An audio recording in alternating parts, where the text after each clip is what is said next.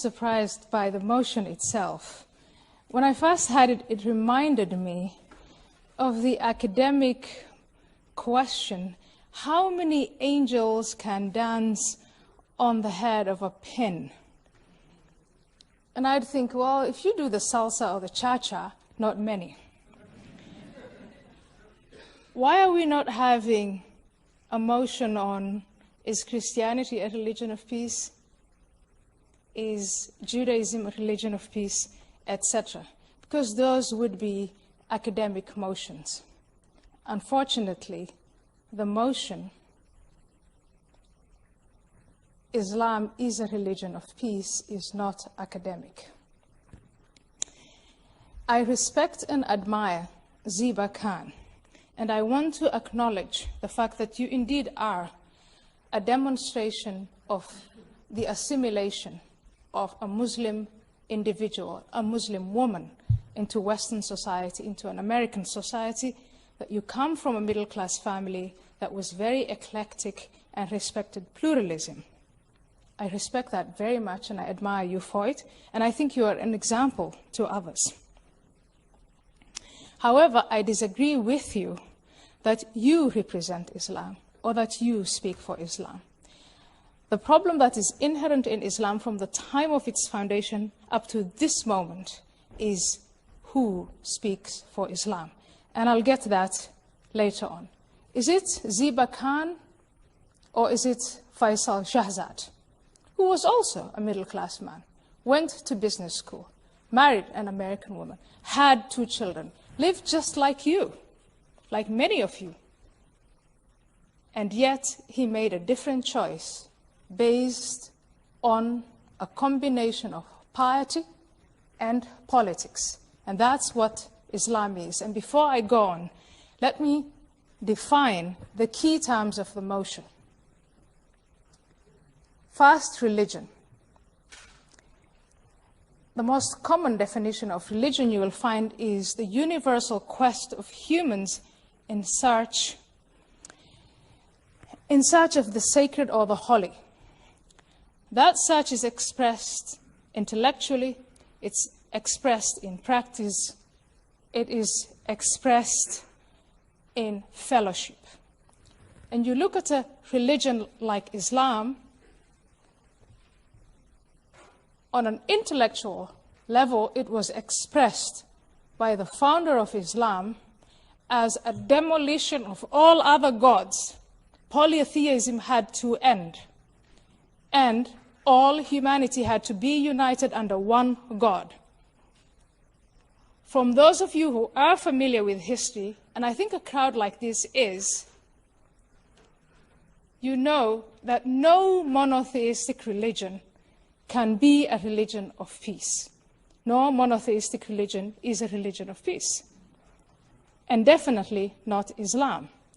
Monotheistic religions know periods, lengthy periods of peace, but they also know lengthy periods of war. In terms of practice, yes, in Islam, you practice charity, you go to Hajj, you pray, all of that. But in terms of practice, there's also the expression, there's the concept of jihad. And I find it a pity that Ziba Khan did not mention that concept, which is central to Islam's conquests and Islam's success. The founder of Islam, Muhammad, in his lifetime, conducted 65 campaigns of war that were all successful. And that militaristic history of Islam is well documented. Just go Google it. And if you don't find it on Google, go to all those former empires that were conquered. The combination of a history of empire, of conquest, also leaves a legacy behind. And that legacy is the thrusting together of people of different ethnicities, languages, etc. So even if that empire declines, the likelihood of conflict, of war, is probable, it's high, especially where there is a fault line. That's where Samuel Huntington had a point. That history of militarism, combined with the legacy of empire, those 2 points alone belie the motion tonight that Islam is a religion of peace. But that's not all. When empires decline, those who are defeated, and the Muslim empire declined, those who are defeated sometimes find themselves in a state of victimhood. That state of victimhood is exploited by the leadership or those self-appointed leaders of Islam. And what do you see? You see a number of people, and I concede it's a minority, who believe that Islam is under siege. A mentality of victimhood tells those who are conquered, who are vanquished, that the problem was caused by external powers, not by us, and that systematic denial within Islam after the 19th century to blame only outsiders, exempt Islam from blame, from the explanation, what went wrong. Yes, it was external. Yes, Muslims were humiliated. Yes, they were conquered. Yes, they were colonized.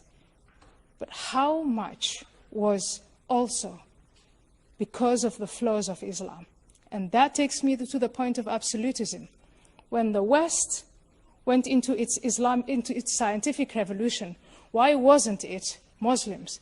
Muslims were the first scientists, arithmetic, logic, etc. They were great. Why didn't they get into that scientific revolution? Why were they left behind? Was it only because of external factors, or were there internal flaws?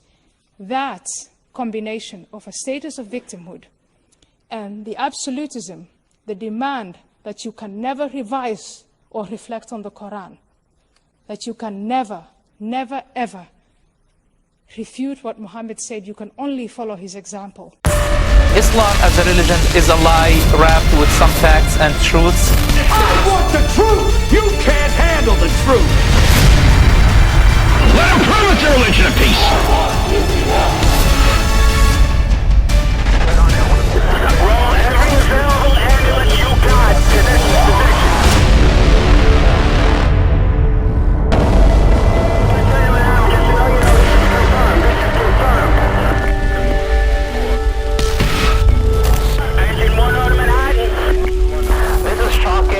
About this God, he is a God of torture, he is a God, the deceased God, this is what he talks about himself. On the earth there's a bomb going off, or a car going up in flames, and it's Muslims screaming for the blood of Christians, or Jews, or anyone they hate. Page after page after page is about religion, a religion that teaches convert or kill. Let him prove it's a religion of peace.